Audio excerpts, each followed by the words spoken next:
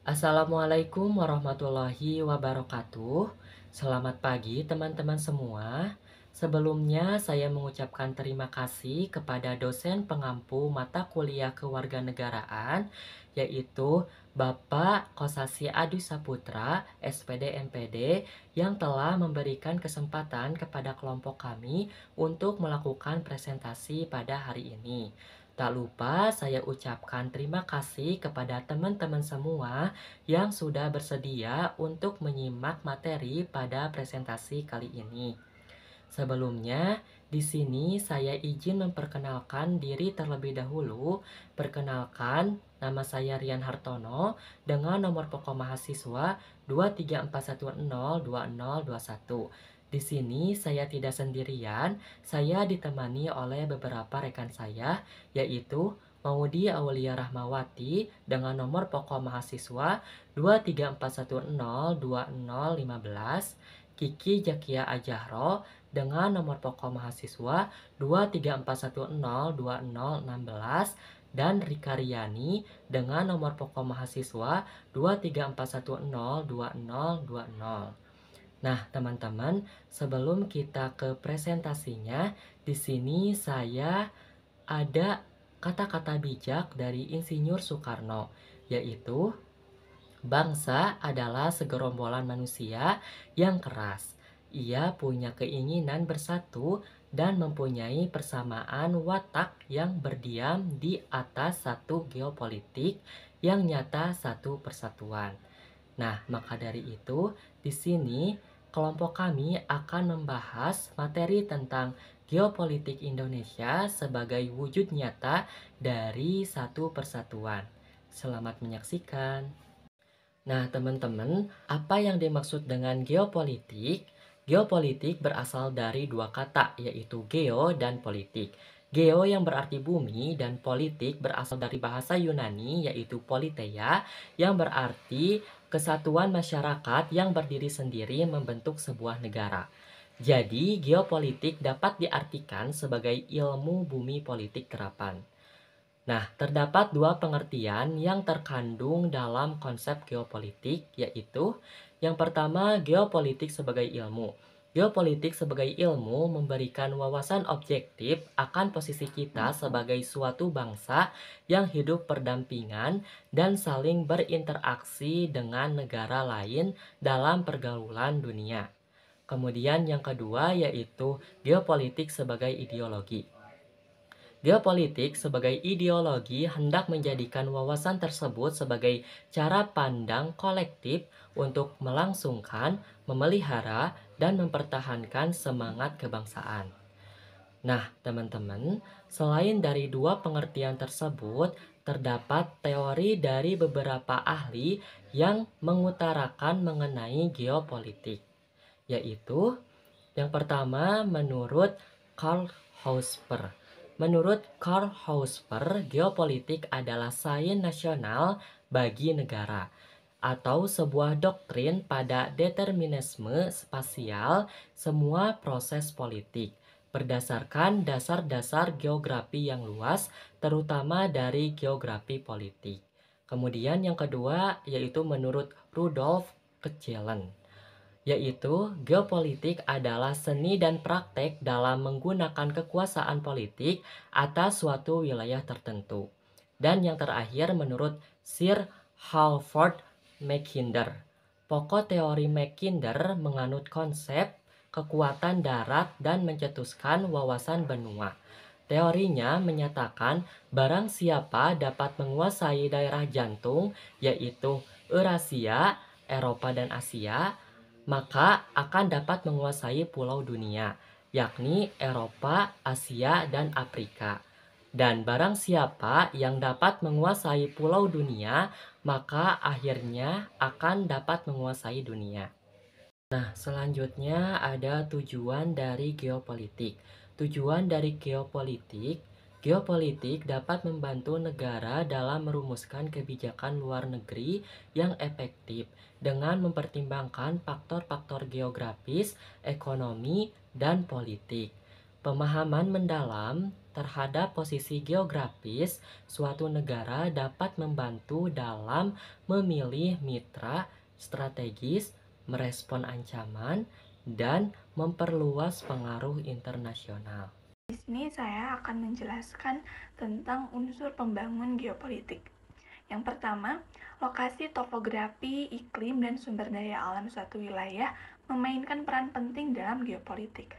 Faktor-faktor ini dapat mempengaruhi strategi militer, keamanan energi, dan kepentingan ekonomi.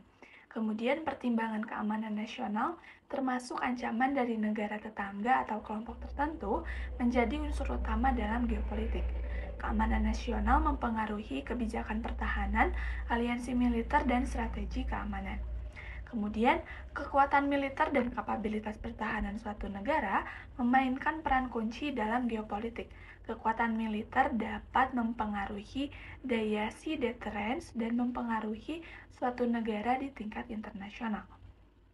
Kemudian, faktor-faktor ekonomi seperti ukuran pasar, sumber daya ekonomi, dan ketergantungan pada perdagangan internasional memainkan peran penting dalam geopolitik.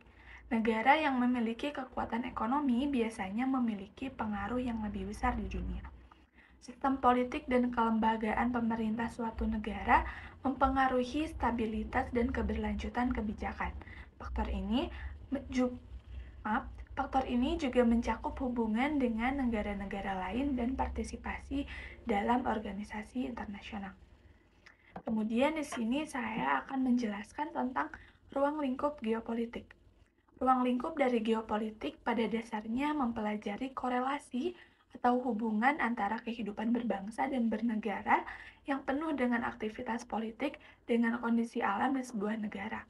Ruang lingkup geopolitik terdiri atas dua hal, yaitu yang pertama, analisis pola interaksi antara kehidupan politik masyarakat dengan melihat kondisi alam yang ada di lingkungan sekitar.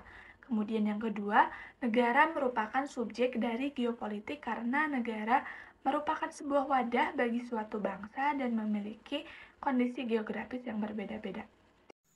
Baik teman-teman, yang selanjutnya adalah perkembangan geopolitik.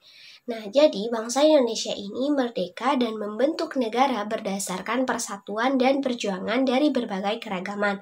Keragaman ini tentunya mencakup keragaman bahasa, budaya, suku, dan lain sebagainya.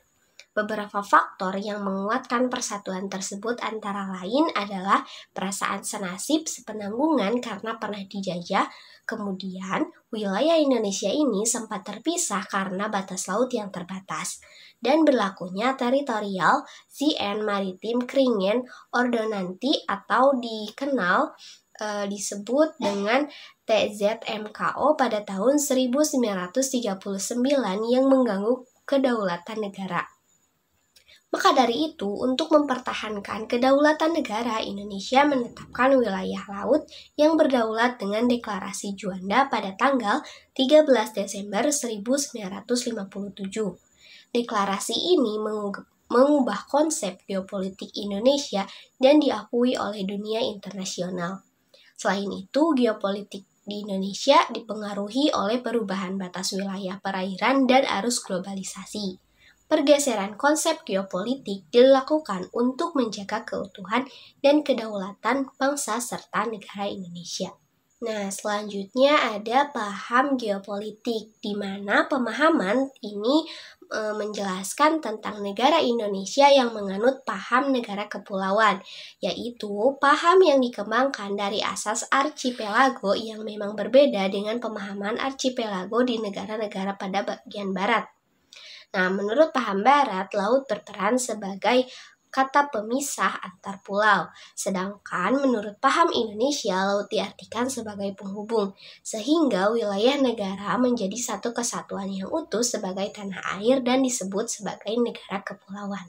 Wawasan geopolitik sehubungan dengan konsep geopolitik sebagai suatu wawasan yang berintikan pada kekuatan, maka perlu juga diketahui wawasan konsep tentang kekuatan. Kekuatan sebagai suatu wawasan dapat dibedakan menjadi 4 macam, yaitu yang pertama adalah wawasan bahari. Wawasan bahari ini membahas tentang kelautan, lalu yang kedua wawasan dirgantara. Wawasan dirgantara ini membahas tentang luar angkasa. Lalu wawasan benua. Wawasan benua ini adalah wawasan yang membahas suatu benua ataupun mengelompokkan suatu benua, yaitu yang terakhir wawasan kombinasi. Wawasan kombinasi ini adalah kombinasi dari beberapa paham seperti paham politik, paham sosial, dan paham budaya. Lalu yang selanjutnya yaitu kasus geopolitik, keputusan Mahkamah Konstitusi untuk mengabulkan permohonan uji materi pasal 169 huruf Q Undang-Undang Nomor 7 2017 tentang pemilu yang menetapkan batas usia calon presiden dan wakil presiden paling rendah yaitu 40 tahun, memiliki implikasi geopolitik yang sangat signifikan. Secara geopolitik, keputusan ini mempengaruhi dinamika politik di Indonesia dan berpotensi memiliki dampak jangka panjang. Keputusan ini juga bisa mempengaruhi hubungan Indonesia dengan negara-negara lain. Dalam geopolitik, kepemimpinan dan kestabilan politik suatu negara dapat mempengaruhi hubungan bilateral dan regional. Dengan adanya perubahan dalam persyaratan usia calon presiden dan wakil presiden, negara-negara mitra Indonesia banyak yang merespon. Bagaimana perubahan ini dapat mempengaruhi kerjasama dan kepentingan bersama. Dalam konteks geopolitik, hal tersebut dapat menciptakan pergeseran dalam dinamika diplomasi regional. Hal ini dapat menciptakan ketidakpastian dan pergeseran dalam hubungan geopolitik di kawasan Asia Tenggara dan mungkin memerlukan perhatian dari aktor-aktor geopolitik global.